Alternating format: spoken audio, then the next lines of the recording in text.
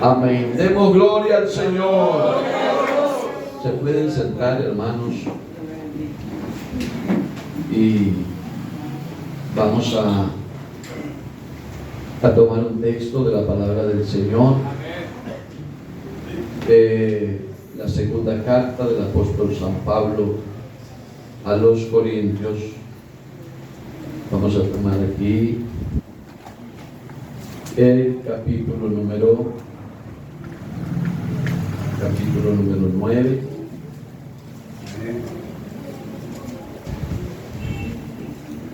Gloria a Dios.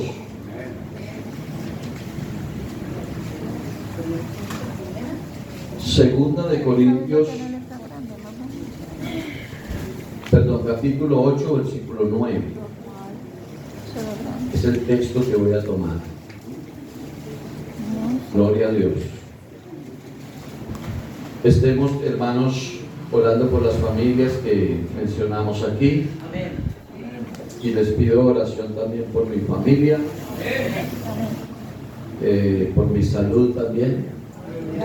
Señor, me ayude, me guarde. Bueno, les voy a contar, tenemos con mi esposo una cita médica esta semana para que ustedes nos ayuden en oración. Tengo cita médica con una clínica de oncología en Cali. Entonces, rogamos a Dios que el Señor nos ayude, que todo salga bien.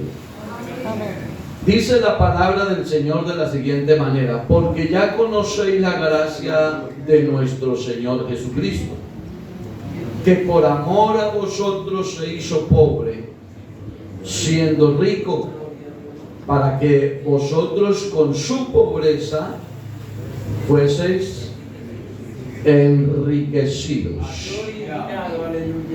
El apóstol San Pablo aquí, hermanos, está hablando, resaltando más bien la generosidad de la iglesia. La manera como los hermanos dan de lo que tienen y más allá de lo que tienen. Y entonces va hablando del tema, resaltando la manera como los hermanos aportan y dan sus ofrendas. Pero llega el momento cuando habla de la riqueza mayor. Y dice: ya ustedes conocen la gracia de nuestro Señor Jesucristo. Pudiéramos tomar esas palabras esta mañana para la iglesia. Iglesia de la Graciela, ya ustedes conocen la gracia de nuestro Señor Jesucristo. Amén. Que por amor a ustedes, o a nosotros en este caso, se hizo pobre siendo rico. La Biblia dice: de Jehová es la tierra, el mundo y los que en él habitan. O sea, las más grandes minas de oro son de él. Los más grandes pozos petroleros son de él. Todo lo que hay en el espacio, el sol, la luna, las estrellas, los planetas, son de él. Pero eso es poco para hablar de la riqueza. Él es el más rico, hermano.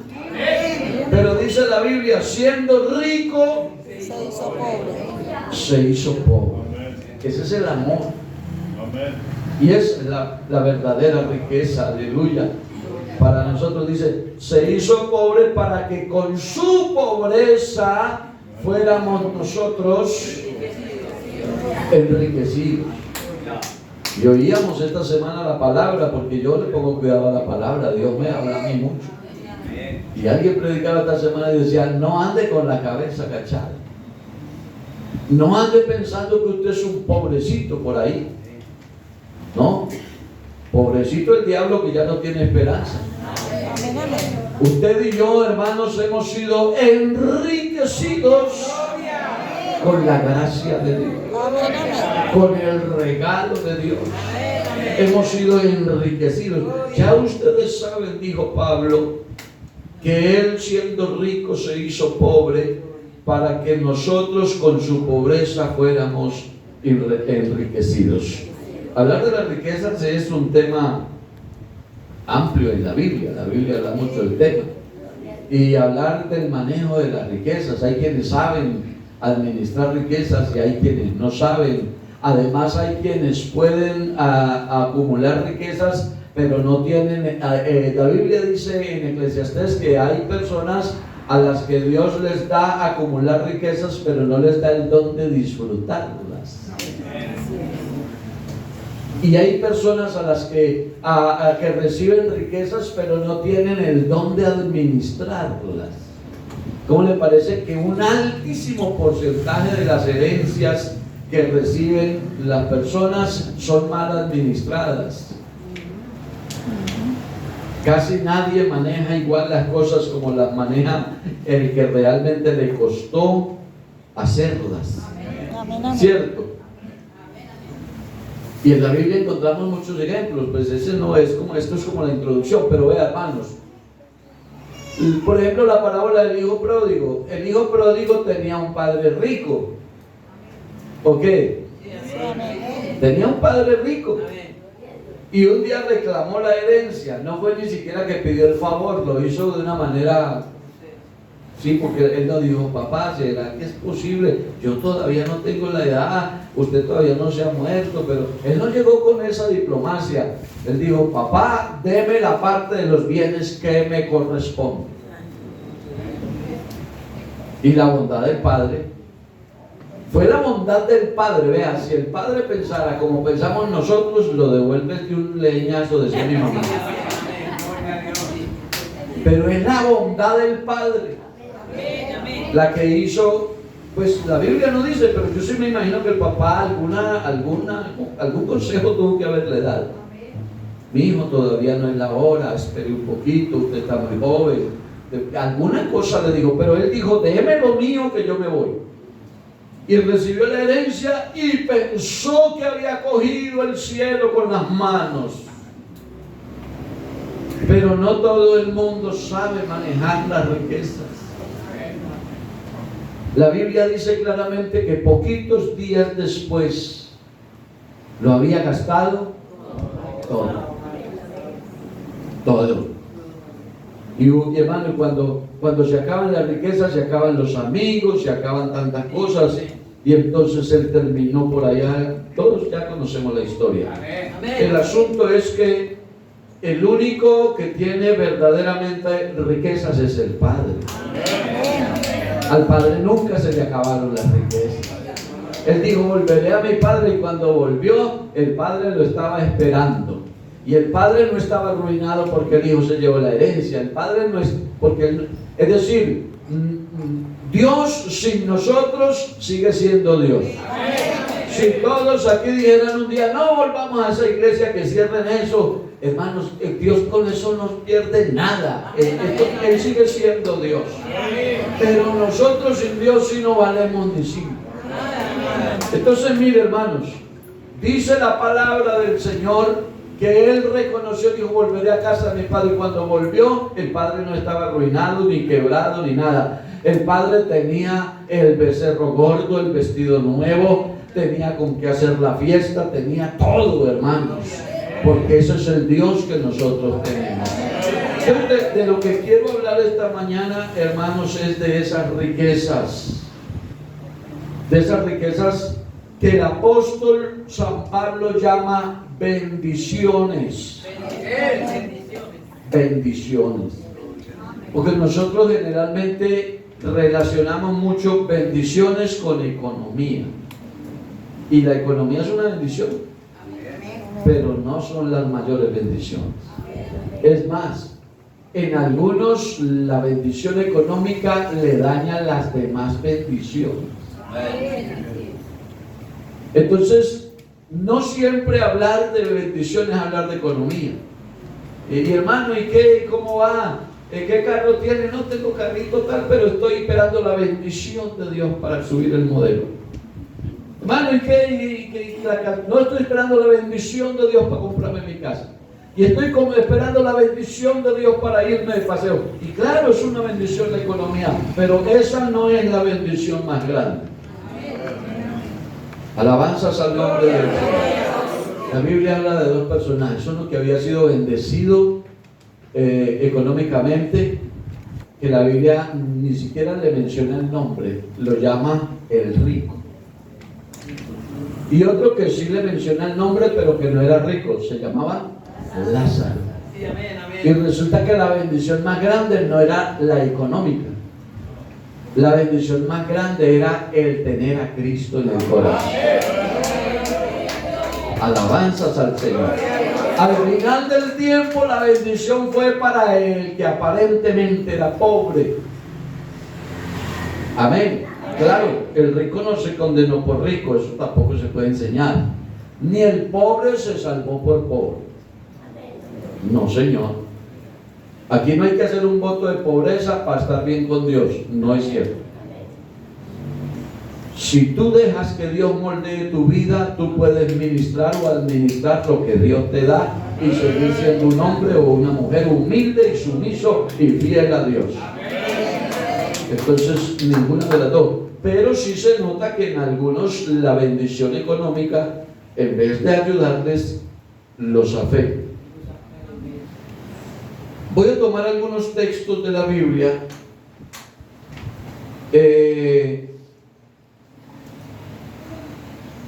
En Romanos, por ejemplo,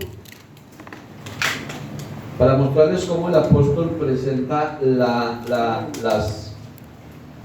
estas dádivas, estos regalos.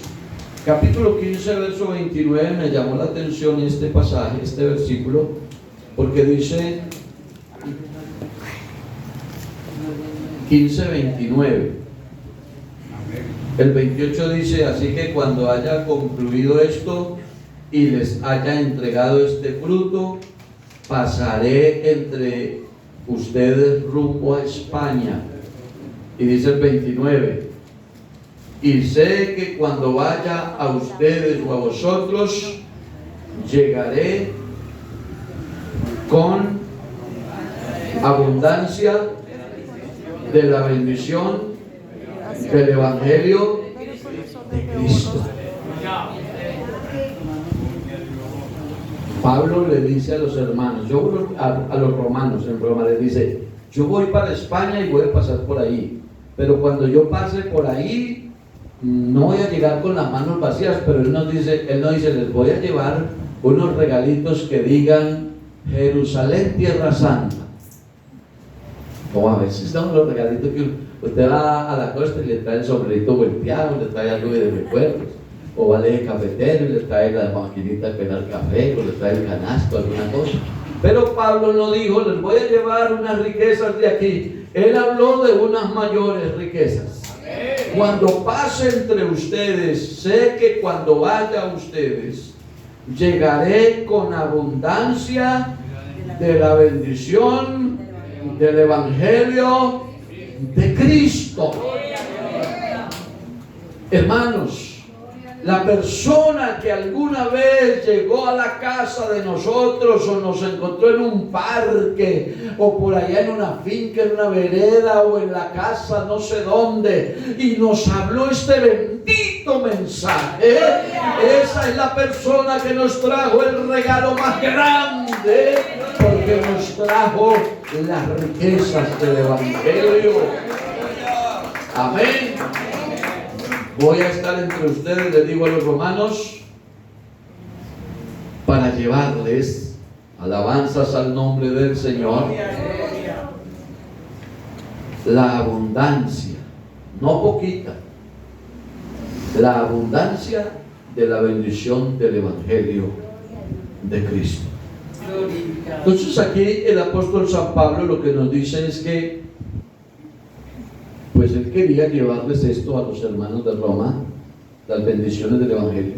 Y qué bueno que en esta mañana nosotros nos llevemos una idea más clara. Yo sé que la tienen porque no subestimo a la iglesia.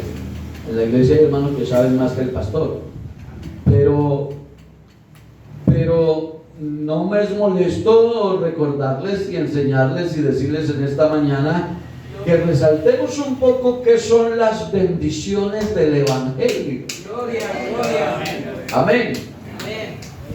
Las bendiciones del Evangelio son un cúmulo, son un conjunto de regalos, o llamémoslos, la Biblia lo menciona como dádivas, que están a disposición de todos los seres humanos.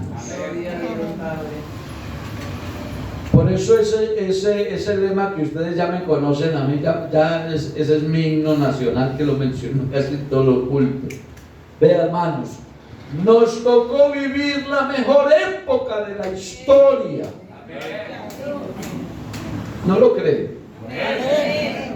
Con narcotráfico, con guerrilla, con terrorismo, con todo lo que hay, hermanos, con satanismo, con brujería, con de todo lo que exista en el mundo ahora, pero nos tocó vivir la mejor época de la historia. ¿Por qué nos tocó vivir la mejor época? Por esto que estamos mirando aquí. Porque lo que el apóstol menciona como las bendiciones del Evangelio no es otra cosa sino la promoción de gracia. Una promoción. Usted sabe que donde hay una promoción la gente corre y la gente pelea para que le toque un poquito. Porque una promoción hay que aprovecharla. Hermanos, y la época que nos tocó a nosotros es una época de promoción de gracia. Vea, hermanos, la gracia de Dios se mete por ahí por las rejas. La gracia de Dios se mete por las rejas. Es que la gracia de Dios llena, hermanos. La gente no se salva la gente no se condena por ser pecadora. La gente se condena por no echar mano de la promoción de la gracia. Pero la gracia está a disposición de Dios. Que la salvación no se está haciendo. La salvación no se va a hacer. La salvación está hecha. ¿Lo creen o no creen? Yo creo que la salvación está hecha. El Señor, terminado el proceso, abrió las manos y entre las palabras que mencionó dijo una importantísima y es: consumado es. Como quien dice, la salvación quedó perfecta, terminada, y la ofrece al mundo como un regalo gratis, no hay que pagar. Entonces, hermanos, cuando estudiamos el Evangelio, nos damos cuenta de lo mucho que nos ofrece el Evangelio, tanto para el tiempo presente como para el tiempo futuro. Cuando el apóstol San Pablo visitaba algún lugar, él no llegaba con las manos vacías. Él llegaba con la abundancia de las bendiciones del Evangelio para compartirlas con los que encontrara a su paso. Alabanzas al Señor. Y eso es lo más importante. Me parece importante, hermano, cuando una persona, no pasa con todos. Yo recuerdo de un hermano, alguna vez les conté el testimonio, un hermano opositor al Evangelio, nos dañó las cornetas a puros tiros. Él era un narcotraficante y él odiaba el Evangelio.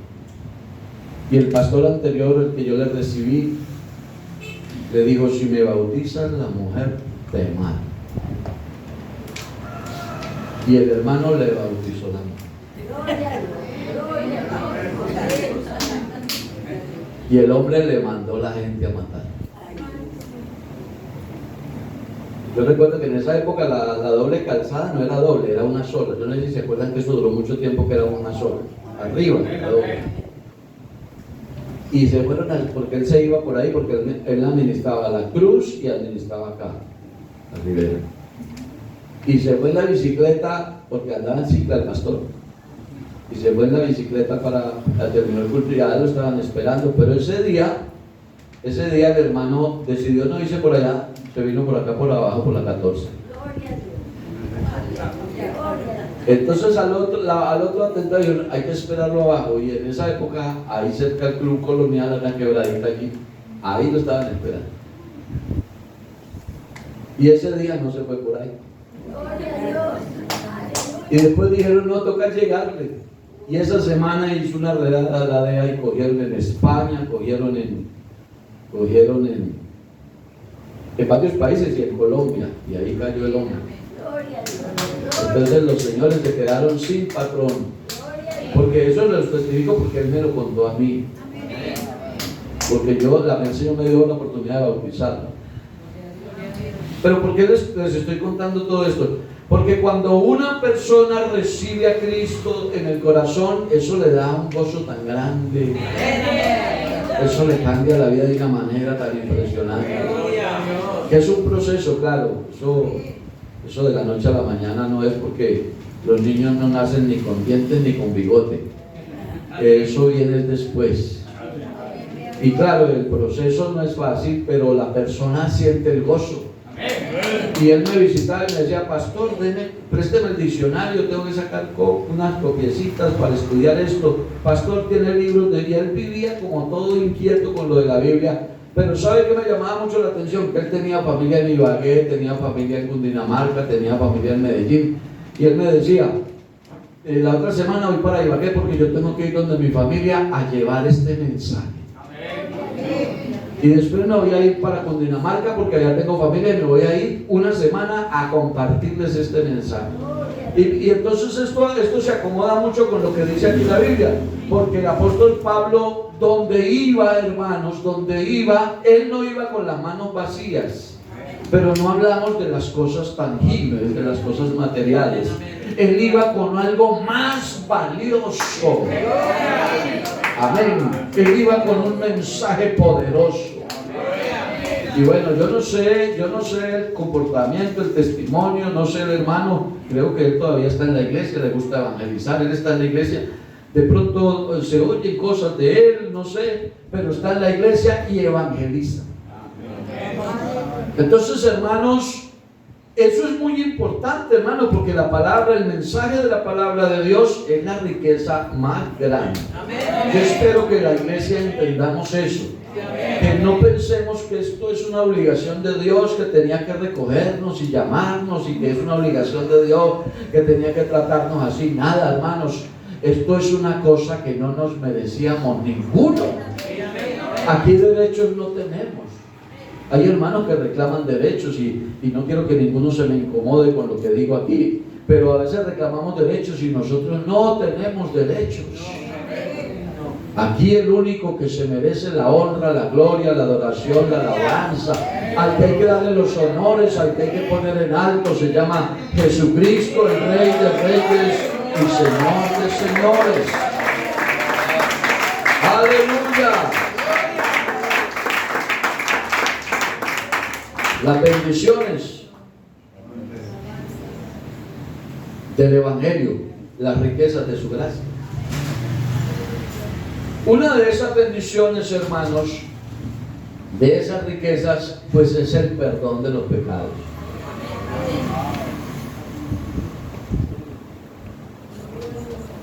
Si a usted le dijeran, de regalo, le pongo estos dos regalos, una camioneta Toyota último modelo del año o el perdón de sus pecados, el hombre natural coge la camioneta. Pero aquel que Dios le ha tocado el corazón dice, no la cambio por nada. Yo recibo el perdón de mis pecados, porque eso es más grande que cualquier regalo. Los 3,000 compungidos de corazón preguntan a Pedro y a los otros varones hermanos, entonces ¿qué hacemos? Y Pedro, lleno del Espíritu Santo, les dice, ¿qué les dijo? Arrepentidos, número 1. Y número 2, bautícese en el nombre de Jesucristo para perdón de los pecados. Eso es grandísimo. Para perdón de los pecados. Entonces, Cuando una persona le cree a Dios, se arrepiente. Porque nadie se arrepiente de verdad si no cree. Primero tiene que creer. Por eso el orden bíblico es ese. Vayan por todo el mundo, prediquen el evangelio a toda criatura. No dice que fuera bautizado y creyere, no. Primero dice el que creyere y fuere. Primero hay que creer. Cuando la persona se bautiza sin creer, por eso no se queda en la iglesia, por eso no da frutos, por eso no, porque se bautizó pero no había creído. Y hay personas, yo llevo como 3 ya, creo que 3, que los he bautizado nuevamente, porque su conciencia no les permite tener paz para con Dios. Hace tantos años me bautizaron. Una persona me dijo esto: fui a un bautismo un 28 de diciembre, me dijo. Fui a un bautismo, tenían unos bautismos un 28 de diciembre y yo fui. Y entonces bautizaron los que llevaron ahí al bautismo. Y cuando el pastor terminó dijo: si hay alguien aquí al que le podamos hacer un 28, que pase. Dijo: pues yo fui como era el día de los inocentes, pasé. Dijo: pero yo no me he arrepentido ni sabía que era eso y me bautizaron. Yo no volví por allá. Esto no es para tomarlo así folclóricamente. Esto es serio. Esto es serio. Alabanzas al nombre de Jesús. Me dijo: hermano, ya yo no estoy bautizado, yo siento que tengo los pecados vivos, yo necesito que me bauticen. Yo lo bautizo, porque el bautismo es para perdón de pecados. Pero el orden es ese: el que creyere. Entonces, el que cree se arrepiente, y cuando se arrepiente se bautiza, y cuando se bautiza recibe una de las bendiciones más grandes de la vida: el perdón de los pecados. ¿Cómo dice Hechos 10:43? A ver, usemos aquí la Biblia. Hechos 10:43. Ahí está. De este dan testimonios, ¿cuántos profetas? Todos los profetas. ¿Cuál es el testimonio? Que todos los que en él creyeren recibirán, ¿qué cosa? Perdón de pecados por su nombre. Perdón de pecados. Las personas necesitan la limpieza para entrar al cielo. Al cielo no entrará cosa inmunda que haga abominación o mentira. Al cielo entran los santos. Y para ser santo hay que lavarse los pecados. Y lo único que lava los pecados es la sangre del Cordero. De modo que cuando una persona se bautiza, entonces lava sus pecados. Por eso, hermano, una persona que se acaba de bautizar, hay una santa cena ahí ese día, o viene el Señor por la iglesia ese día, pues yo pienso que es de los primeros que salen, que ese no tiene problema. Tenemos más problemas los que llevamos más años, porque en el transcurso de la vida cristiana, aunque queremos serle fieles en todo, no somos perfectos. ¿O qué? ¿Habremos hecho alguna cosita por ahí después de bautizar? No me diga. Pero sí, yo sé que pasan cositas. Si alguno hubiere pecado, abogado tenemos. Entonces, hermanos, hay que acudir a la fuente, hay que perdonar a los demás y hay que pedir perdón por lo nuestro, porque esa es una de las bendiciones más grandes. El nombre de Jesucristo nos da perdón de pecados. Eso es lo que acabamos de leer. El perdón de los pecados nos da gozo inefable. Dice Pablo a los romanos en el capítulo 4. Vemos aquí. Romanos capítulo 4, verso 7. Dice la palabra del Señor: bienaventurado aquellos cuyas iniquidades son perdonadas y cuyos pecados son cubiertos.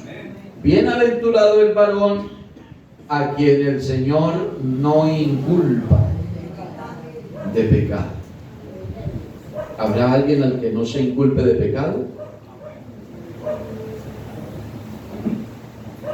Que la Biblia dice que todos pecamos. Por cuanto todos pecaron, todos nos descarriamos como ovejas. El pecado nos cubrió a todos. Pero resulta que en la obra del Calvario se lavan los pecados. Entonces, ¿cuándo no se inculpa a un hombre o a una mujer de pecado? ¿Cuándo no se inculpa? Cuando se ha arrepentido y se ha bautizado. Entonces, cuando la persona se ha arrepentido de verdad y se ha bautizado, sus pecados son borrados, son lavados.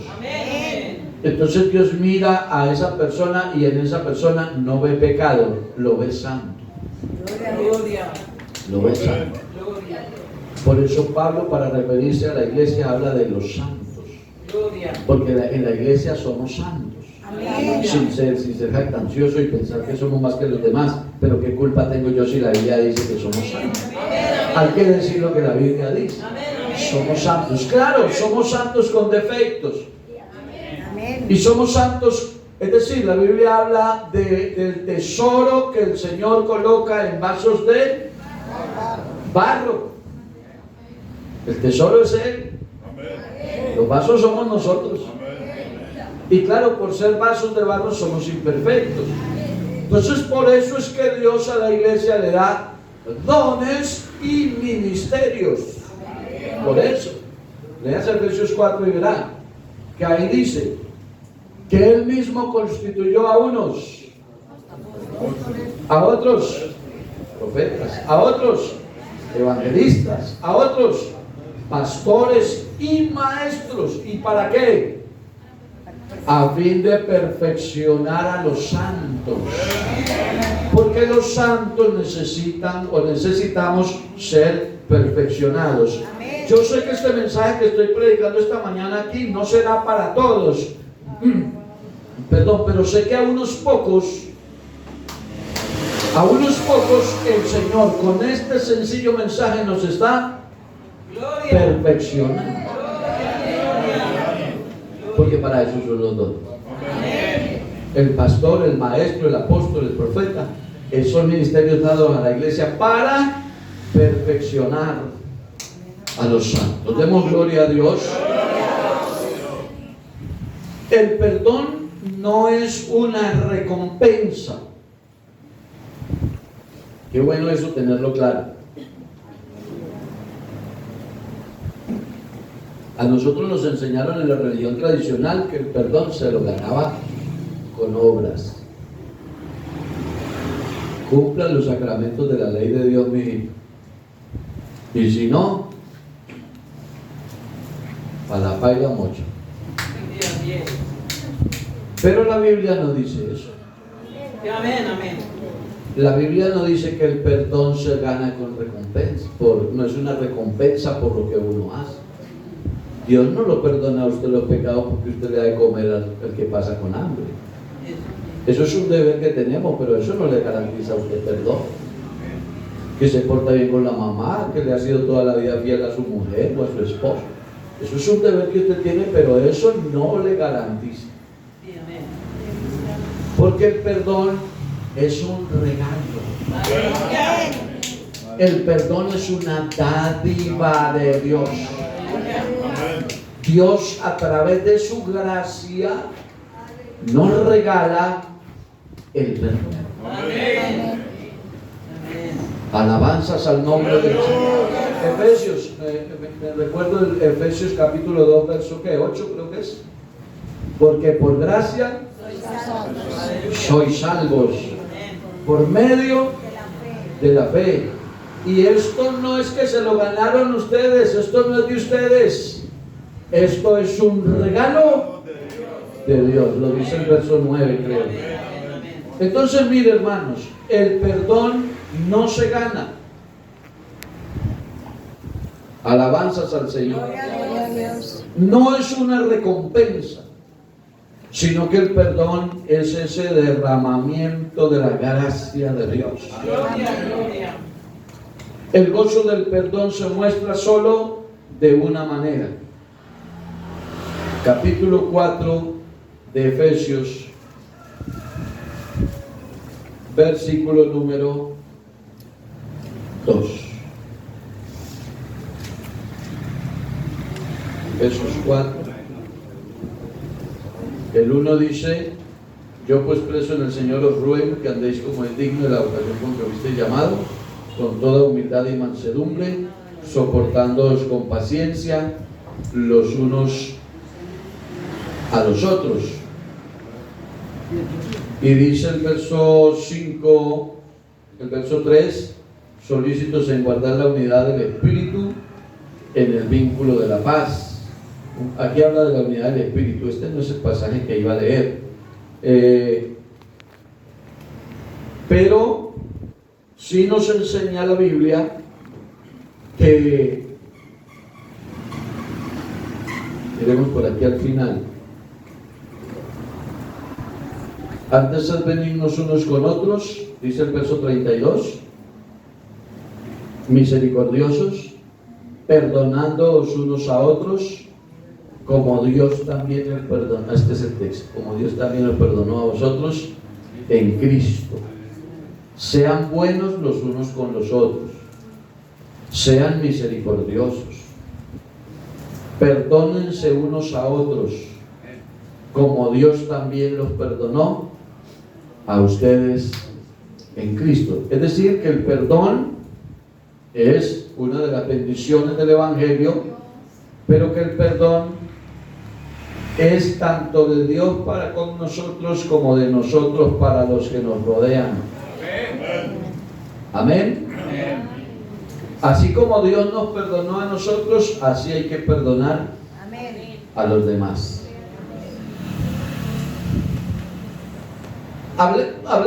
Mencionemos otro punto para ir clausurando, para ir terminando.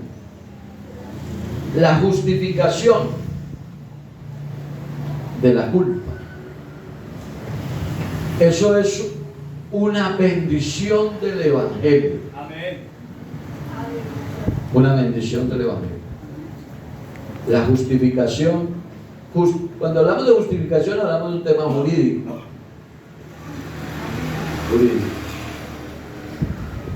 Porque yo no sé cuántos son conscientes, pero había una sentencia. Yo quiero llamar la atención de los presentes para decirles, ¿cuánto cree usted que debía pagar por las faltas cometidas?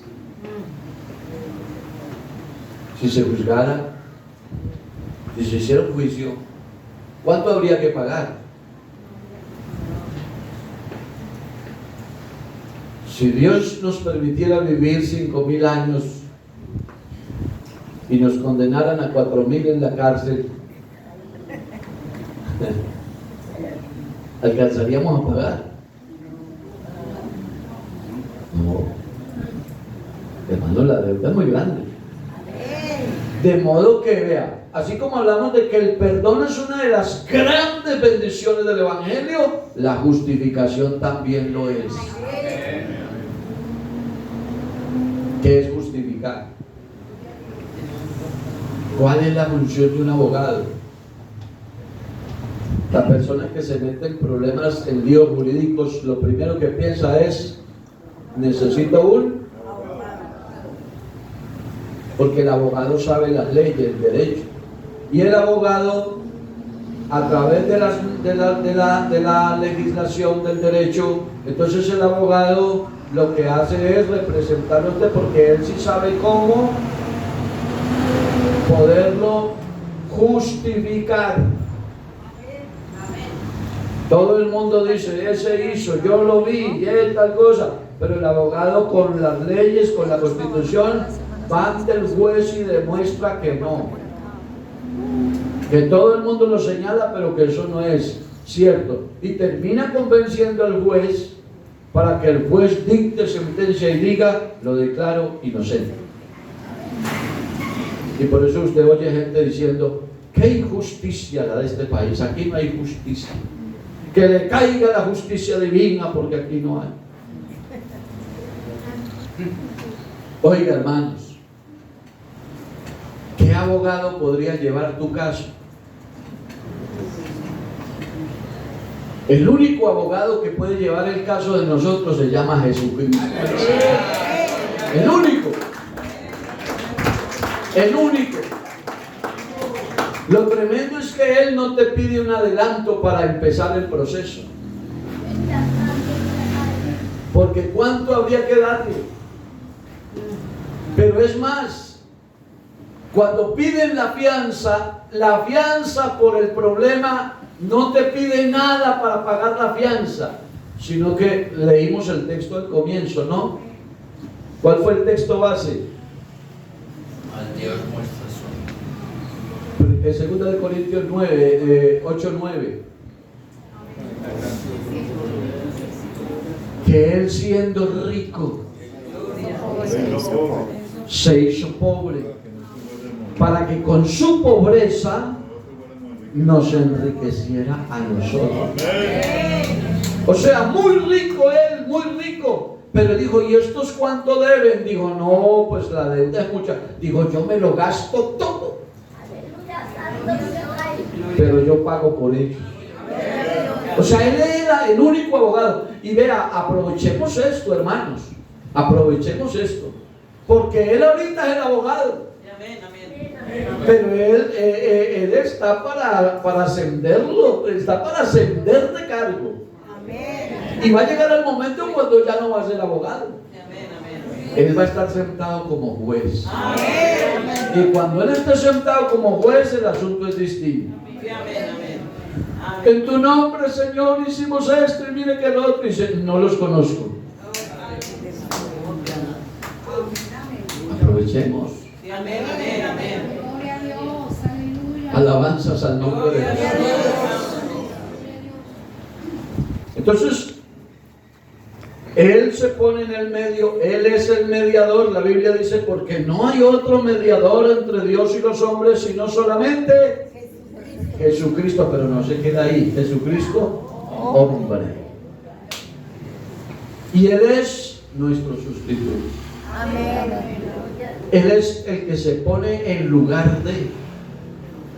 Entonces le hacen el juicio, sale la sentencia y dice, ¿y cuánta es la pena para este reo? Y dice el juez, no, pues la pena, aquí dice la Constitución que la paga del pecado es muerte. ¿Cuál es la pena? Muerte. Eso dice la Constitución. La paga del pecado es muerte. ¿Y cómo lo podemos ayudar? Está sentenciado a pena de muerte. El mundo está bajo condenación. Amén. Bajo pena de muerte. Entonces dice ese abogado, el sustituto, el mediador, dice, bueno, pues si la pena es de muerte, yo pago por ellos. Gloria a Dios.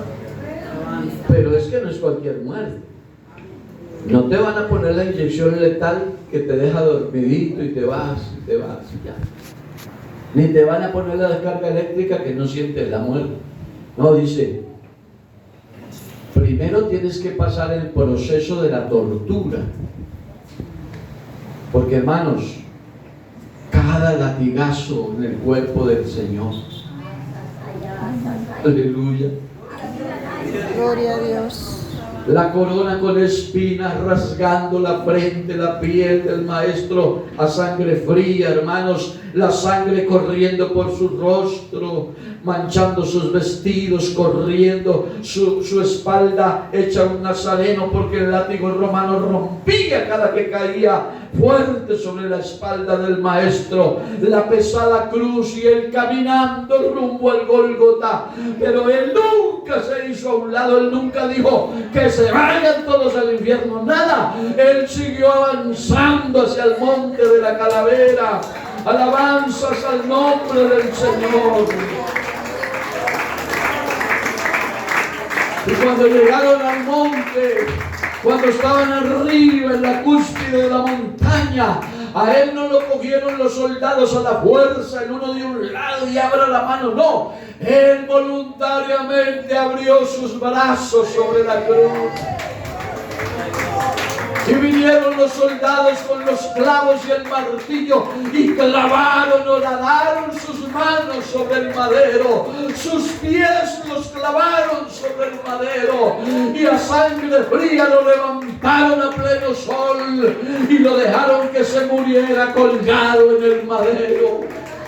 ¿Y qué estaba haciendo Jesús allá en el Gólgota? pagando la deuda de este poco de pecadores que habemos en esta mañana, que estábamos sentenciados al infierno, pero apareció Jesucristo con esta bendición de su gracia.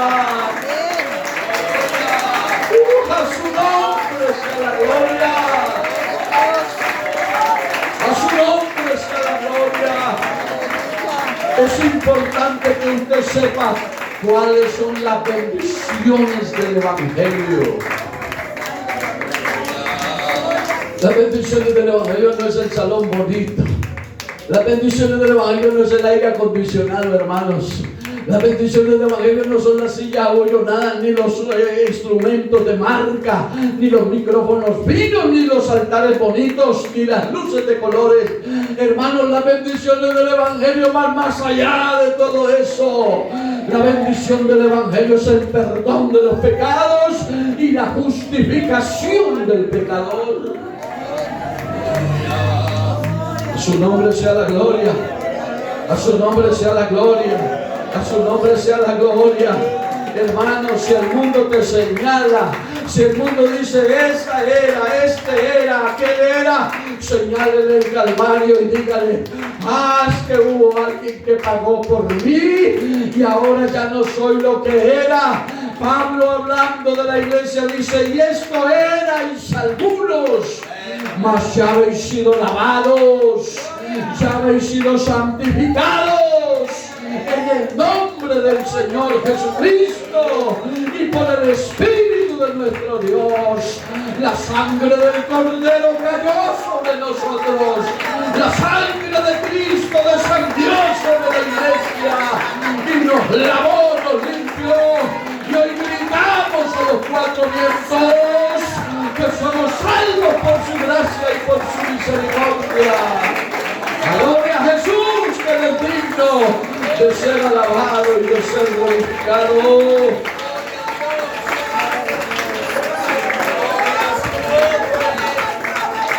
Alabanzas, alabanzas, alabanzas a su nombre. Las riquezas, las bendiciones del Evangelio, la justificación. La Biblia dice: justificados pues por la fe,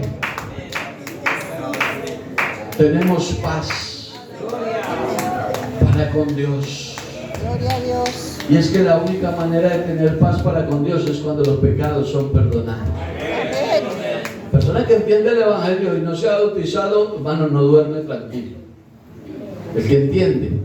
Es más, el que ya se bautizó y cometió una falta, ese no duerme tranquilo. ¿Será que el Señor ya me perdonó? ¿No le ha pasado a usted? Pues a mí sí me ha pasado, hermano, porque somos humanos y uno se acuesta con problemas. A veces uno dice: Señor, ¿y si usted viene esta noche, Señor? Y entonces tiene que arrodillarse y decir: Señor, por favor, perdóneme, yo quiero estar en paz. Pero cuando uno siente la paz, uno duerme tranquilo. Y a uno le dicen que vea, que por allá viene, que por aquí está, que el diablo que salió con cachos, que viene por ahí el anticristo por mal aliento. Eso a uno no le importa nada, hermano.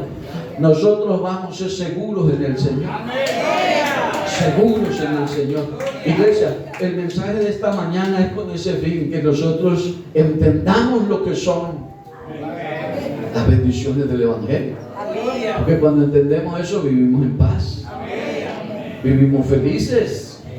Nada del mundo nos atrae. Alabanzas al Señor. Hay una paz en nuestros corazones. Aleluya. Tenemos acceso a la presencia de Dios. Eso es una riqueza. Eso es una bendición muy grande. Porque antes no teníamos acceso, pero ahora tenemos acceso. Y ahora en la gracia el Señor dice: acérquense pues confiadamente. Antes no había la confianza. Antes daba miedo. El sacerdote se tenía que curar muy bien, se tenía que asegurar muy bien, porque si las campanitas dejaban de sonar, había que jalarle la cabulla, sacar a los muertos. No se acercaba confiadamente. Había que estar bien. Pero ahora el Señor dice, acérquense pues confiadamente en plena certidumbre de fe. Alabanzas al Señor. Si usted no siente más gozo en el corazón es porque no se acerca más a la fuente, pero ahora se puede acercar confiadamente. Pónganse en sus pies, por favor. Vamos a